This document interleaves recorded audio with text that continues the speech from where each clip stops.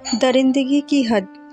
जीविका college छोड़ चुकी थी और एक दिन वो किसी मॉल में कुछ सामान खरीदने के लिए गई।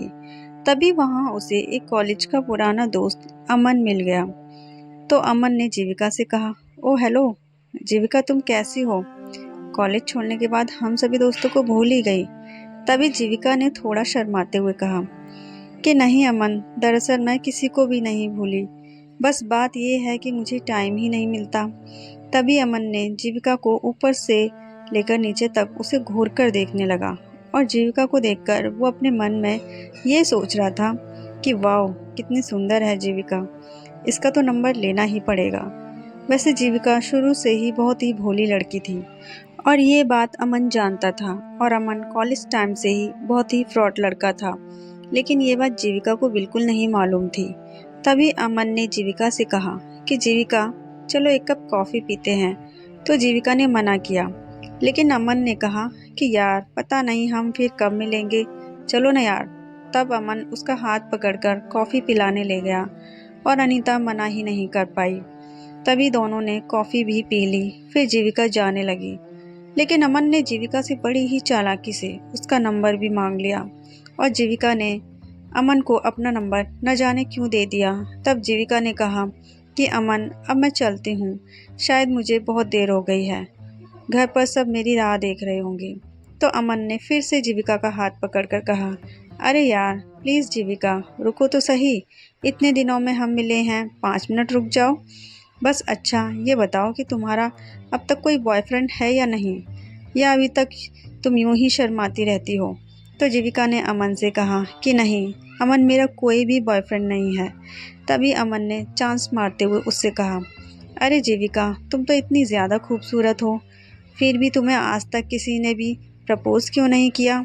इस बात से जीविका थोड़ा उदास हो गई। इतने में ही अमन ने जीविका के कंधे पर हाथ रखते हुए कहा कि तुम चिंता मत करो जीविका, अब जल्दी ही तुम्हारी ज़िंदगी में एक बॉयफ्रेंड आने वाला है और वो तुमसे बहुत ही ज़्यादा प्यार करेगा। और अमन ने जीविका के हाथ पर हाथ रख दिया और जैसे जीविका के अंदर कोई करंट सा ही लगा हो, लेकिन शायद वो अमन की आंखों में उसका फ्रॉडपना बिल्कुल भी नहीं देख पाई और वो अमन का हाथ अपने हाथ पर से भी नहीं हटा पाई। तभी अमन ने जीविका को उसके साथ एक एक सेल्फी लेने को कहा, लेकिन न जाने जीविका उसको मना क्यों नहीं कर पा रही थी। शायद अमन उसके भोलेपन का फायदा उठा रहा था। अब तो अमन न जाने उसे व्हाट्सएप पर क्या क्या भेज रहा था। कभी उसे गुलाब का फूल भेज रहा था, तो कभी उसे हर्ट या किसिंग वाले मैसेज भेज रहा था और जीविका को कहीं ना कहीं डर लग रहा था। लेकिन अमन ने उसको कहा, अरे यार तुम तो अभी भी कुछ नहीं, मेरे दोस्त की गर्लफ्रेंड तो रोज ही उसे एक किस देने एक बगीचे में जाती है और वो तो अपने घर वालों को तो कुछ भी नहीं समझती। इस बात से जीविका का हौसला बहुत ही ज़्यादा बढ़ गया। एक दिन जीविका के घर पर कोई भी नहीं था। इस बात का अमन को पता लग गया। वो तो अचानक ही उसके घर पर आ गया। इस बात से जीविका बहुत ही डर गई, लेकिन वो तो जबरदस्ती ही जीविका के घर में बैठ गया और उसके यहाँ वहाँ हाथ लगाने लगा। और जब जीविका ने उसे रोकना चाहा तो अमन ने उसे आई लव यू कह दिया। अब जीविका उसे रोक ही नहीं पा रही थी, क्योंकि उसे पहली बार किसी ने लव यू कहा था, मगर उसे अमन के अंदर का दरिंदा बिल्कुल भी नजर नहीं आ रहा था। अब अमन को जीविका ने जाने को कहा, लेकिन अमन बदले में उससे एक किस मांगने लगा और उसने उसकी न जाने कितनी किस ले ली।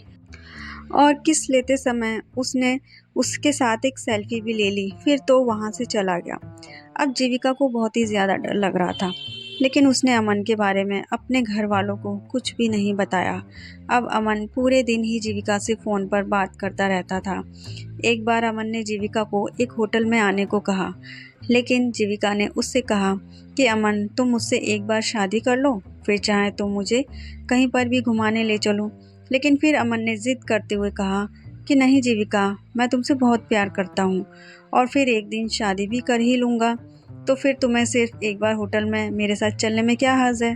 तब जीविका ने कहा कि अमन शादी से पहले ये सब करना गलत होगा।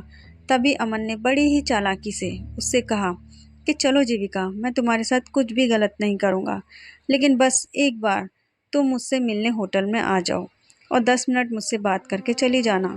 अब जीविका उसकी बहकी बातों में आ गई और उसने होटल में आने के लिए अमन को कहाँ कह दी। और तो और उसने अपने घर वालों को भी कुछ नहीं बताया और वो अमन के पास उस होटल में पहुंच गई।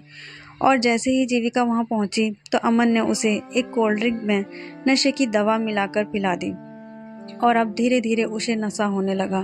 तभी अचानक जीविका के सामने अमन का एक दोस्त भी आ गया और वो दोनों ही जीविका को देखकर मुस्कुरा रहे थे।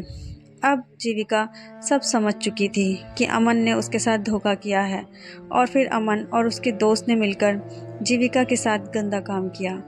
लेकिन ये कहानी मैंने आपको इसलिए नहीं सुनाई दोस्तों, क्योंकि जीविका जैसी ही मेरी बहनें कितनी बार ऐसी ही गलती क्यों करती हैं। मैं उन्हें सच्चा प्यार करने से रोक नहीं रही, मैं तो बस उनको उन दरिंदों के जाल में फंसने से रोकना चाहती हूँ जिन्होंने न जाने कितनी ही बार जीविका जैसी लड़कियों को अपना शिकार बनाकर उनका जीवन ही बर्बाद कर दिया है।